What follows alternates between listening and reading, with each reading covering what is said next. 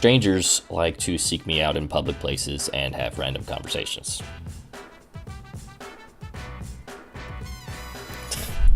So weird.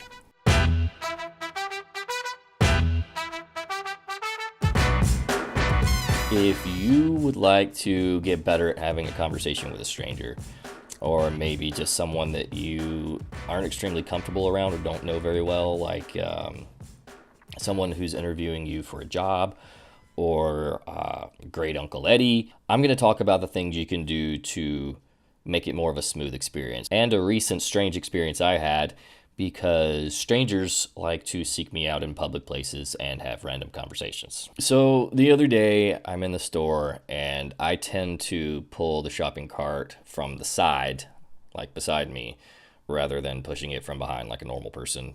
I don't know why. And there's this old man walking by me going the opposite direction. And he's just like walking. All of a sudden he's like, "How do you do that?" I'm just like, "I don't know what's happening." But then he's like, "I can't do that because of this.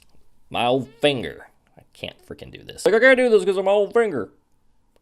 I think probably because I was already in shock because he just randomly yelled at me. My brain was in like vigilante mode or something, and I was just very hyper aware. So when he did that, it freaked me out.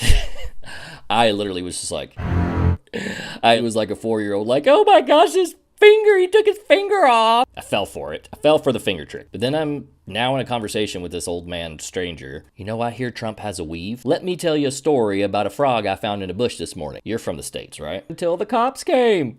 St. Louis, Michigan. Did you know there was a St. Louis, Michigan? If I knew I'd get this old, I would have taken better care of myself. So I got the frog out of the bush and I put it in my pocket. In the emergency room 3 times in one day for an old joint. Not from St. Louis, Michigan. I'm from St. Louis, Missouri. It freaks me out when I do that. It's a sanctuary state, they call it. And the frog's like, "Whoa, what are you doing?" California is like a bowl of cereal. 37th anniversary of my 45th birthday. And I said I'd rather have a frog in my pocket. I thought of that one myself.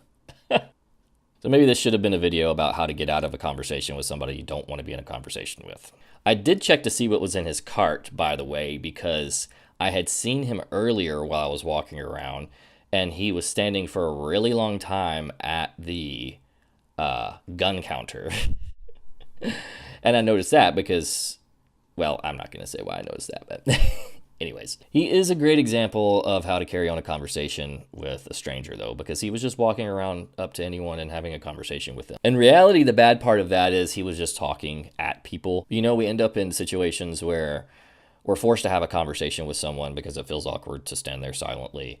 Or maybe it's somebody you want to have a conversation with. Maybe it's a recruiter or someone you're interested in. And it's difficult to have a conversation with somebody that you don't already know stuff about them. So I wanted to give the top 3 things that I do in order to stay in a conversation with somebody that I don't know very well. If you don't want to be in the conversation with that person, I wouldn't do these things. But this is how to be more comfortable in that situation rather than, you coming off as awkward and weird. The number 1 thing is to ask questions. That gets them talking so that you have a dialogue rather than a monologue. And it kind of takes some of the burden off of you to be constantly talking. Ask open-ended questions. Don't ask just yes or no questions. Like, "Do you come here often?" Not a good one. Because the person can just say yes or no. And if they're also awkward, then they're probably just going to say yes or no. Ask an open-ended question, something that they can elaborate on. Number 2, listen. Yeah, because a lot of people don't realize they don't do that. Listen to what the person is saying. Don't already be planning in your head what you can say next. Listen to what that person's saying, and then you can pull one subject or one piece from it to say something. If, they lull on their side of the conversation, it kind of feels like your turn to say something next. Pull something that they mentioned, and you elaborate on that. Or if you don't know about it, say, "I don't know about this thing. Why do you feel that way?" Or "Why did you do that?" Or "How do you know that?" Number 3, remember to be friendly. Again, this is only if you're having a conversation with somebody that you want to make this a success.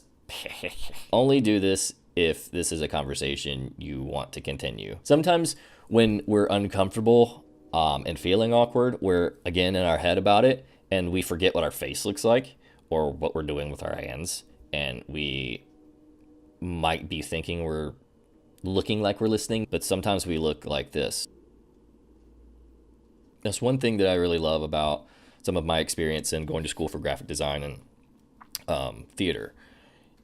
You got to get past the hump of being weird around people. I mean, I guess you don't really have to. I know a lot of weird people, but it definitely helps. It forces you to get used to having conversations, because human interaction, networking, talking to people like a normal human being able to carry on a conversation, that's really important when it comes to, I think, getting any kind of job, honestly. So if you found that helpful, or if you found it not helpful at all, I guess, please leave a comment below. If you have any suggestions for videos, tell me about it. I would love to hear. Please tune back in. I'll have some more videos coming out soon. Hit the little bell for notifications. As usual, please share, like, and comment, all that kind of good stuff. Helps me understand what else people want to,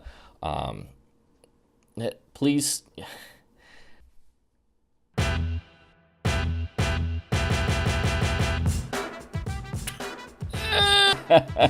Delete that. All right. What is happening right now? That was dumb. Hit the link at...